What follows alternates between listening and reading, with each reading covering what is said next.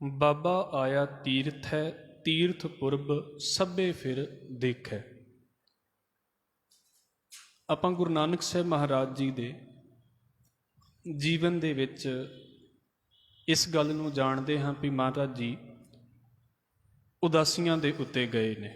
ਸਤਿਗੁਰੂ ਜੀ ਦੇ ਜਿਹੜੇ ਸਫ਼ਰ ਨੇ ਜੋ ਮਹਾਰਾਜ ਜੀ ਨੇ ਵੱਖਰੇ ਵੱਖਰੇ ਥਾਵਾਂ ਦੇ ਉੱਤੇ ਕੀਤੇ ਨੇ, ਉਹਨਾਂ ਸਾਰਿਆਂ ਨੂੰ ਅਸੀਂ ਉਦਾਸੀਆਂ ਆਖਦੇ ਹਾਂ। ਤੇ ਜਿਹੜੀ ਇਹਦੇ ਤੋਂ ਪਹਿਲੀ ਪੌੜੀ ਅਸੀਂ ਪੜ੍ਹੀ ਹੈ ਉਹਦੇ ਵਿੱਚ ਭਾਈ ਗੁਰਦਾਸ ਸਾਹਿਬ ਜੀ ਨੇ ਜਿਹੜੀ ਸਾਡੇ ਸਾਹਮਣੇ ਬੜੀ ਇੰਪੋਰਟੈਂਟ ਗੱਲ ਰੱਖੀ ਹੈ ਉਹ ਇਹੀ ਹੈ ਵੀ ਜਦੋਂ ਕੋਈ ਹੋਰ ਪੈਗੰਬਰ ਜਾਂ ਹੋਰ ਕੋਈ ਧਾਰਮਿਕ ਆਗੂ ਉਹ ਕਿਸੇ ਵੀ ਧਰਮ ਦੇ ਨਾਲ ਸੰਬੰਧ ਰੱਖਦਾ ਹੋਵੇ ਤੇ ਉਹ ਆਪਣਾ ਘਰ ਇਸ ਕਰਕੇ ਛੱਡਦਾ ਹੈ ਵੀ ਮੈਨੂੰ ਮੁਕਤੀ ਮਿਲ ਜਾਵੇ।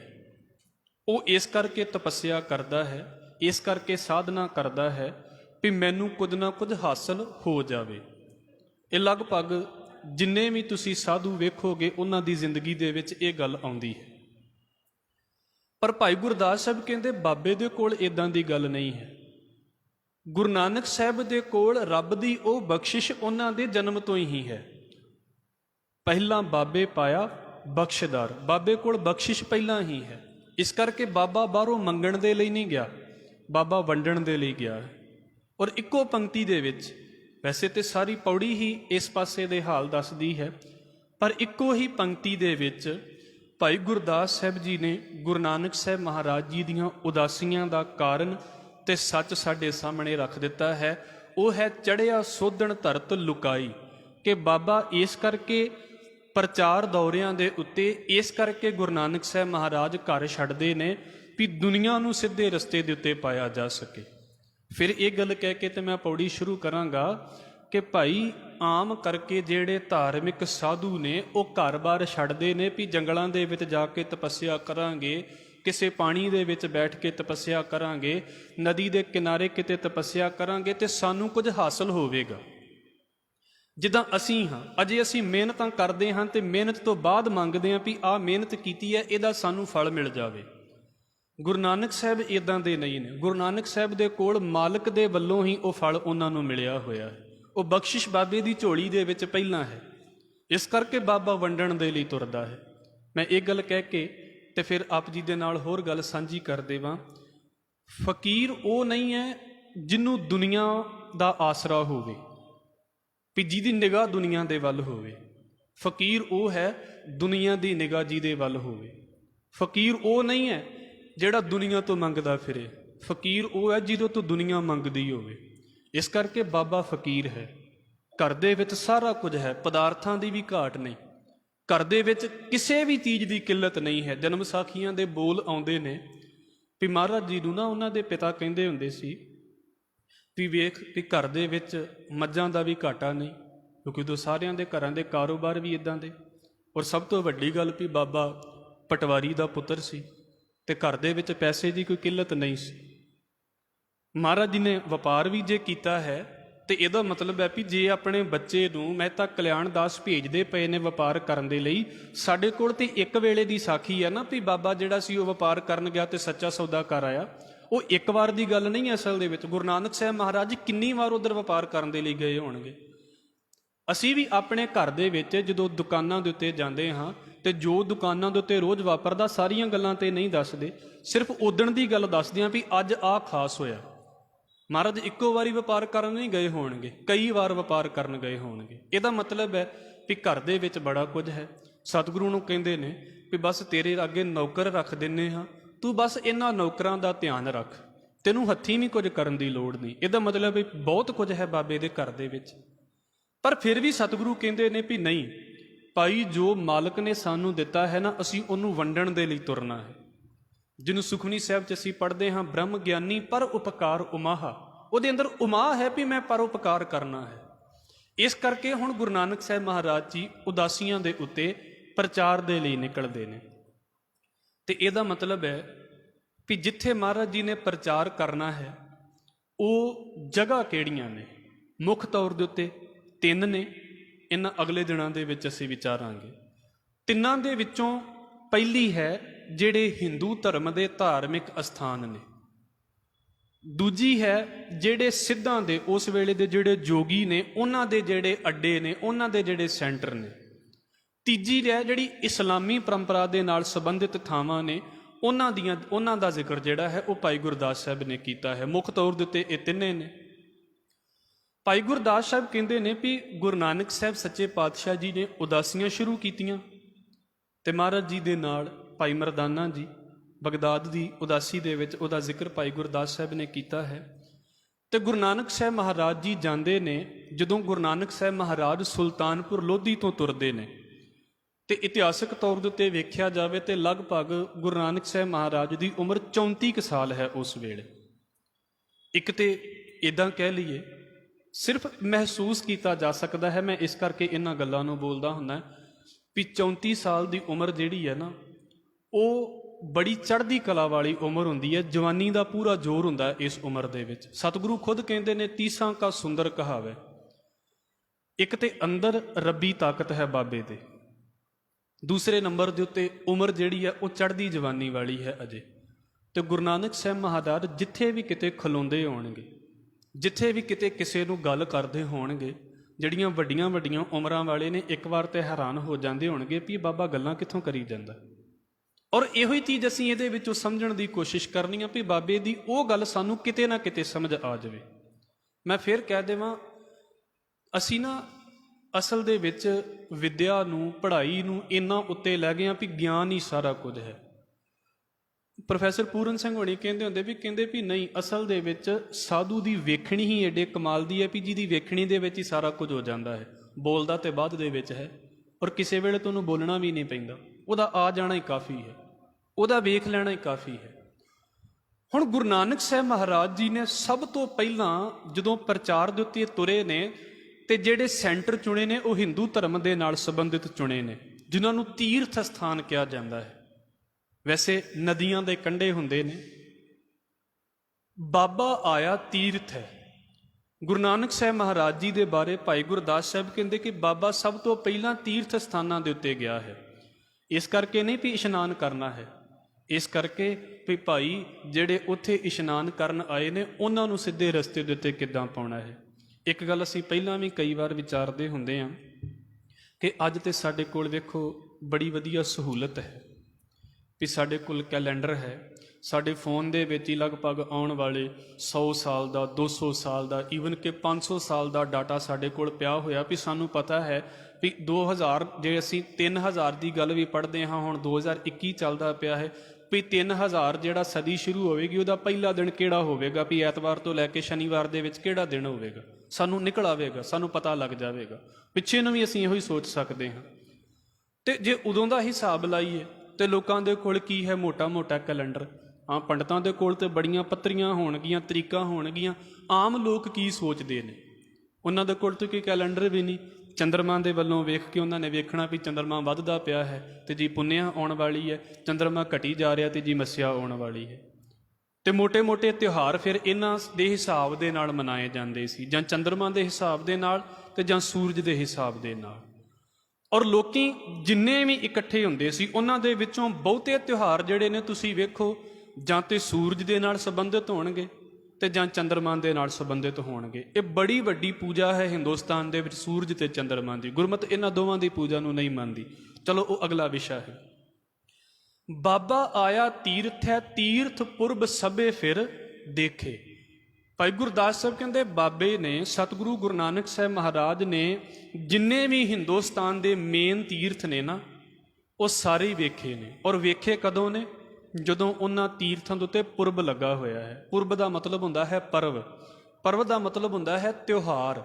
ਜਦੋਂ ਉਹਨਾਂ ਤੀਰਥਾਂ ਦੇ ਉੱਤੇ ਖਾਸ ਦਿਨ ਮਨਾਏ ਜਾਂਦੇ ਨੇ। ਸਾਨੂੰ ਵੀ ਪਤਾ ਹੈ, ਅੱਜ ਦੀ ਹਾਲਤ ਵੀ ਅਸੀਂ ਵੇਖ ਲਈਏ ਵੀ ਆਮ ਦਿਨਾਂ ਦੇ ਵਿੱਚ ਤੇ ਗੁਰਦੁਆਰਿਆਂ ਦੇ ਵਿੱਚ ਆਮ ਸੰਗਤ ਹੁੰਦੀ ਹੈ, ਪਰ ਜਦੋਂ ਕੋਈ ਖਾਸ ਸਮਾਗਮ ਹੋ ਜਾਵੇ ਤੇ ਵੇਖੋ ਸੰਗਤ ਵੱਧ ਜਾਂਦੀ ਹੈ। ਗੁਰੂ ਨਾਨਕ ਸਾਹਿਬ ਨੇ ਉਸ ਸਪੈਸ਼ਲ ਮੌਕੇ ਨੂੰ ਚੁਣਿਆ ਸੀ ਵੀ ਭਾਈ ਥੋੜ੍ਹੇ ਜਾਣੇ ਹੋਣਗੇ ਤੇ ਥੋੜ੍ਹੇ ਅਸਰ ਲੈਣਗੇ। ਜੇ ਜ਼ਿਆਦਾ ਜਾਣੇ ਹੋਣਗੇ ਨਾ ਤੇ ਇੱਕੋ ਵੇਲੇ ਗੱਲ ਕੀਤੀਆਂ ਜ਼ਿਆਦਾ ਲੋਕਾਂ ਦੇ ਵਿੱਚ ਗੱਲ ਚਲੀ ਜਾਵੇਗੀ, ਉਦੋਂ ਸਮਝ ਲਓ ਵੀ ਪ੍ਰਚਾਰ ਕਰਨ ਦਾ ਤਰੀਕਾ ਹੀ ਇਹ ਹੈ। ਹੋਰ ਇਹਨੂੰ ਸੌਖਾ ਸਮਝ ਲਈਏ ਤੇ ਉਹ ਵਧੀਆ ਗੱਲ ਹੈ ਵੀ ਜਿੱਦਾਂ ਅਸੀਂ ਆਪਣੇ ਕੋਲ ਹੈ WhatsApp, ਤੇ ਇੱਕ ਜਾਣੇ ਨੂੰ ਮੈਸੇਜ ਕਰੀਏ ਤੇ ਇੱਕੋ ਜਾਣੇ ਨੂੰ ਪਹੁੰਚਦਾ, ਪਰ ਜੇ ਗਰੁੱਪ ਦੇ ਵਿੱਚ ਕਰ ਦਈਏ ਤੇ ਫਿਰ ਵੇਖੋ ਇੱਕੋ ਵਾਰੀ ਕਿੰਨਿਆਂ ਨੂੰ ਪਹੁੰਚ ਜਾਂਦਾ ਹੈ। ਬਸ ਆਹ ਗੱਲ ਹੈ, ਭੀੜ ਦੇ ਵਿੱਚ ਪ੍ਰਚਾਰ ਕਰਨਾ ਤੇ ਇੱਕ ਜਾਣੇ ਦੇ ਵਿੱਚ ਪ੍ਰਚਾਰ ਕਰਨਾ, ਕੱਲੇ ਕੱਲੇ ਨੂੰ ਗੱਲ ਦੱਸਣੀ ਤੇ ਇੱਕੋ ਵਾਰੀ 100 ਜਾਣੇ ਨੇ ਗੱਲ ਸੁਣ ਲੈਣੀ। ਔਰ ਫਿਰ ਉਹਦੇ ਤੋਂ ਵੀ ਇੱਕ ਇੰਪੋਰਟੈਂਟ ਗੱਲ ਇਹ ਹੈ ਵੀ ਮਹਾਰਾਜ ਜੀ ਨੇ, ਮੈਂ ਸ਼ਬਦ ਵਰਤਾਂਗਾ, ਉਹਨਾਂ ਨੇ ਇਹ ਨਹੀਂ ਕੀਤਾ ਵੀ ਮੈਂ ਆਮ ਜਿਹੇ ਬੰਦੇ ਦੇ ਨਾਲ ਗੱਲ ਕਰ ਲਵਾਂ। ਇਹ ਨਹੀਂ ਵੀ ਮਹਾਰਾਜ ਜੀ ਆਮ ਬੰਦੇ ਨੂੰ ਕੁਝ ਸਮਝਦੇ ਨਹੀਂ, ਸਤਿਗੁਰੂ ਉਹਦੇ ਘਰ ਦੇ ਵਿੱਚ ਜਾ ਕੇ ਪ੍ਰਸ਼ਾਦਾ ਛਕ ਲੈਂਦੇ ਨੇ। ਪਰ ਬੜੇ ਕਮਾਲ ਦੀ ਗੱਲ ਹੈ, ਮਹਾਰਾਜ ਜੀ ਜਿਹੜੇ ਹੈੱਡ ਨੇ ਨਾ ਉਹਨਾਂ ਨੂੰ ਫੜਦੇ ਨੇ। ਜਿੱਦਾਂ ਮੰਨ ਲਓ ਕਿ ਧਾਰਮਿਕ ਸਥਾਨਾਂ 'ਤੇ ਗਏ ਤੇ ਪੰਡਤ ਨੂੰ ਫੜ ਲਿਆ, ਜਾ ਕੇ ਫੜਨ ਦਾ ਮਤਲਬ ਉਹਨੂੰ ਮੱਤ ਦੇ ਦਿੱਤੀ, ਉਹਦੇ ਨਾਲ ਗੱਲ ਕਰ ਲਈ। ਵੀ ਸਤਿਗੁਰੂ ਨੂੰ ਪਤਾ ਵੀ ਜੇ ਮੈਂ ਚਲਾ ਵੀ ਗਿਆ, ਜੇ ਪੰਡਤ ਨੂੰ ਮੱਤ ਆ ਗਈ ਨਾ ਤੇ ਜਿੰਨੇ ਜਾਣੇ ਪੰਡਤ ਦੇ ਕੋਲ ਆਉਣਗੇ ਆਪਣੇ ਆਪ ਹੀ ਸਿੱਧੇ ਰਸਤੇ ਦੇ ਉੱਤੇ ਤੁਰ ਪੈਣਗੇ। ਤੇ ਜੇ ਇਹ ਨਾ ਸੁਧਰਿਆ, ਜਿੰਨੇ ਆਏ, ਜੇ ਮੈਂ ਚਲਾ ਗਿਆ ਇਹਨਾਂ ਨੇ ਪਿੱਛੋਂ ਫਿਰ ਇਹੋ ਹਾਲ ਕਰ ਦੇਣਾ। ਇਸ ਕਰਕੇ ਭਾਈ ਗੁਰਦਾਸ ਸਾਹਿਬ ਕਹਿੰਦੇ ਤਿਉਹਾਰਾਂ ਦੇ ਉੱਤੇ ਜਦੋਂ ਗੁਰੂ ਨਾਨਕ ਸਾਹਿਬ ਮਹਾਰਾਜ ਜੀ ਜਾਂਦੇ ਨੇ, ਇਸ ਕਰਕੇ ਨਹੀਂ ਜਾਂਦੇ ਵੀ ਬਾਬੇ ਦੀ ਸ਼ਰਧਾ ਹੈ, ਸਤਿਗੁਰੂ ਇਸ ਕਰਕੇ ਜਾਂਦੇ ਨੇ ਵੀ ਭਾਈ ਲੋਕਾਂ ਨੂੰ ਸਿੱਧੇ ਰਸਤੇ ਦੇ ਉੱਤੇ ਪਾਉਣਾ ਹੈ। ਸੋ ਇੱਥੋਂ ਅਸੀਂ ਸਮਝ ਲਿਆ ਵੀ ਮਹਾਰਾਜ ਜੀ ਜਦੋਂ ਇਹਨਾਂ ਸਥਾਨਾਂ 'ਤੇ ਗਏ ਤੇ ਮੱਥਾ ਟੇਕਣ ਲਈ ਨਹੀਂ ਗਏ, ਮਹਾਰਾਜ ਜੀ ਲੋਕਾਂ ਨੂੰ ਮੱਤ ਦੇਣ ਦੇ ਲਈ ਗਏ। ਇਤਿਹਾਸਕ ਹਵਾਲਾ ਹੈ, ਜਿਸ ਵੇਲੇ ਗੁਰੂ ਨਾਨਕ ਸਾਹਿਬ ਮਹਾਰਾਜ ਜੀ ਹਰਿਦੁਆਰ ਗਏ ਸੀ ਤੇ ਉਸ ਵੇਲੇ ਵਿਸਾਖੀ ਦਾ ਤਿਉਹਾਰ ਸੀ। ਤੇ ਆਪਾਂ ਉਸ ਵਿਸਾਖੀ ਨੂੰ ਜਾਣਦੇ ਹੀ ਹਾਂ ਸਾਰੇ, ਜਦੋਂ ਸਾਰੇ ਜਾਣੇ ਸੂਰਜ ਨੂੰ ਪਾਣੀ ਦੇ ਰਹੇ ਸੀ ਤੇ ਮਹਾਰਾਜ ਨੇ ਕੀ ਕੀਤਾ, ਸੂਰਜ ਨੂੰ ਪਾਣੀ ਨਹੀਂ ਦਿੱਤਾ। ਉਹਦਾ ਮਤਲਬ ਉੱਥੋਂ ਸਾਡੇ ਕੋਲ ਹਵਾਲਾ ਆ ਜਾਂਦਾ ਹੈ ਵੀ ਮਹਾਰਾਜ ਜੀ ਉੱਥੇ ਉਹਨਾਂ ਵਰਗੇ ਕਰਮ ਕਾਂਡ ਨਹੀਂ ਕਰਨ ਗਏ, ਸਗੋਂ ਉਹਨਾਂ ਨੂੰ ਕੱਢਣ ਗਏ ਨੇ ਵੀ ਨਿਕਲੋ ਇਹਨਾਂ ਕਰਮ ਕਾਂਡਾਂ ਦੇ ਵਿੱਚੋਂ। ਇਸ ਕਰਕੇ ਭਾਈ ਗੁਰਦਾਸ ਸਾਹਿਬ ਕਹਿੰਦੇ ਤੀਰਥ ਪੁਰਬ ਸਭੇ ਫਿਰ ਦੇਖਿਆ। ਬਾਬੇ ਨੇ ਉਹਨਾਂ ਸਾਰੇ ਤੀਰਥ ਅਸਥਾਨਾਂ ਨੂੰ ਚੰਗੀ ਤਰ੍ਹਾਂ ਵੇਖਿਆ। ਇੱਕ ਕਮੀ ਗੁਰੂ ਨਾਨਕ ਸਾਹਿਬ ਮਹਾਰਾਜ ਨੂੰ ਨਜ਼ਰ ਆਉਂਦੀ ਹੈ, ਵਾਹਿਗੁਰੂ ਬਖਸ਼ ਲਵੇ।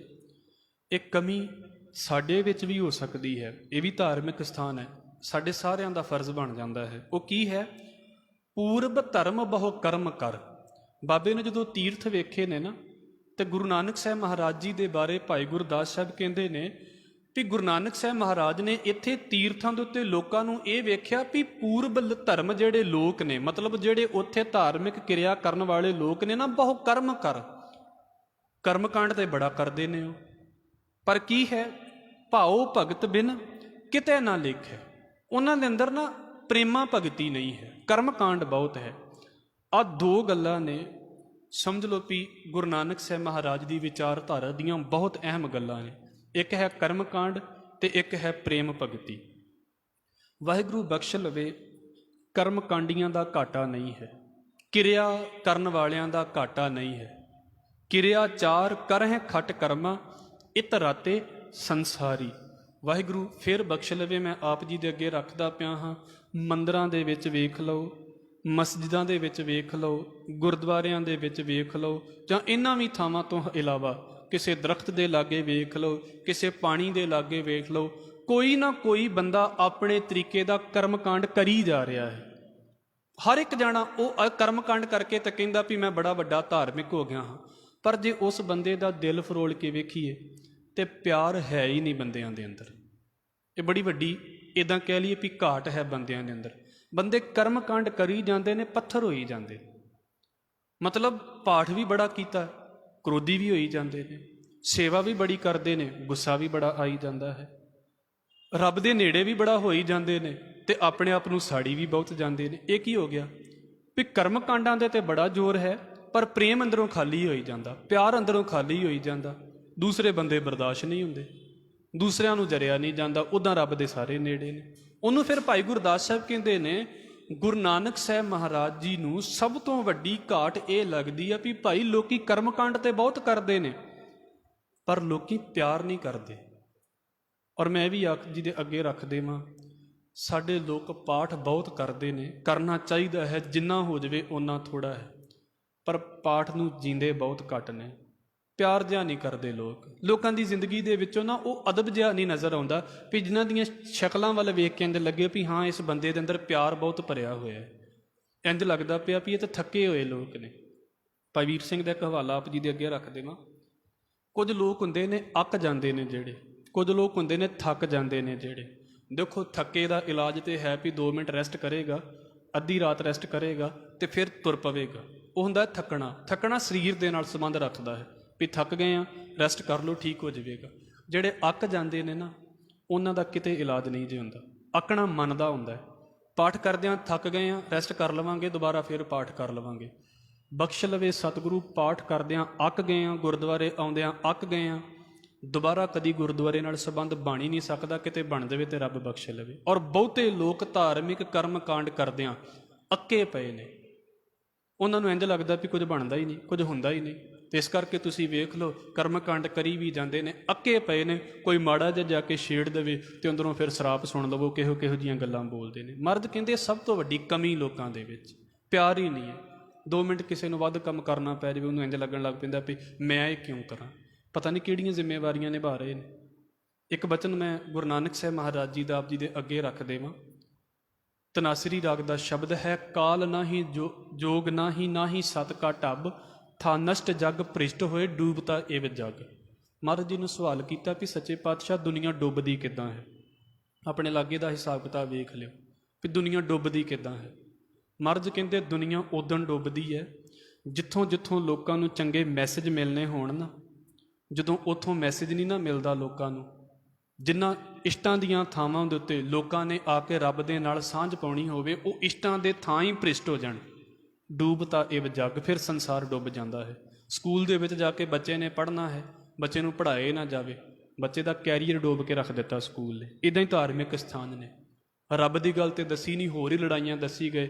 ਤੇ ਬੰਦੇ ਨੇ ਕੀ ਕੀਤਾ, ਧਾਰਮਿਕ ਸਥਾਨਾਂ ਨੇ ਕੀ ਕੀਤਾ, ਬੰਦੇ ਦਾ ਅਧਿਆਤਮਿਕ ਜੀਵਨ ਡੋਬ ਕੇ ਰੱਖ ਦਿੱਤਾ। ਮੈਂ ਇਸ ਕਰਕੇ ਕਹਿਣਾ ਹੁੰਦਾ, ਰੱਬ ਤੋਂ ਡਰ ਕੇ ਵੀ ਤੁਸੀਂ ਭਾਵੇਂ 10 ਮਿੰਟ ਬੈਠਦੇ ਜੇ, ਭਾਵੇਂ 20 ਮਿੰਟ ਬੈਠਦੇ ਜੇ, ਤੇ ਭਾਵੇਂ 40 ਮਿੰਟ ਬੈਠਦੇ ਜੇ, ਵਾਹਿਗੁਰੂ ਤੋਂ ਮਾफ़ੀ ਮੰਗ ਕੇ ਕਹਿਣਾ ਵੀ ਮੇਰੀ ਜ਼ਿੰਮੇਵਾਰੀ ਬਣ ਜਾਂਦੀ ਹੈ ਵੀ ਮੈਂ ਤੁਹਾਡਾ ਸਮਾਂ ਨਾ ਖਾਵਾਂ। ਜੇ ਮੈਂ ਤੁਹਾਡਾ ਸਮਾਂ ਖਾਂਦਾ ਹਾਂ ਤਾਂ ਮੈਂ ਤੁਹਾਡੀ ਜ਼ਿੰਦਗੀ ਡੋਬਦਾ ਪਿਆ। ਇਹ ਮੈਂ ਗੁਰੂ ਸਾਹਿਬ ਦੀ ਹਜ਼ੂਰੀ 'ਚ ਇਸ ਗੱਲ ਨੂੰ ਕਹਿਣਾ ਹਾਂ। ਔਰ ਬਹੁਤ ਡਰਦਾ ਹਾਂ ਵੀ ਸਿਰਫ ਐਵੇਂ ਨਾ ਕਿਤੇ ਸਮਾਂ ਪਾਸ ਹੋ ਜਾਵੇ ਵੀ ਬਸ ਜੀ ਮੇਰਾ ਵੀ ਇਰਾਦਾ ਵੀ 8:45 ਪੂਰੇ ਕਰਨੇ ਨੇ, ਹੋ ਗਏ ਤੇ ਮੈਂ ਆਪਣੇ ਘਰ, ਤੁਸੀਂ ਆਪਣੇ ਘਰ। ਇੱਦਾਂ ਨਹੀਂ ਗੱਲ ਬਣੇ।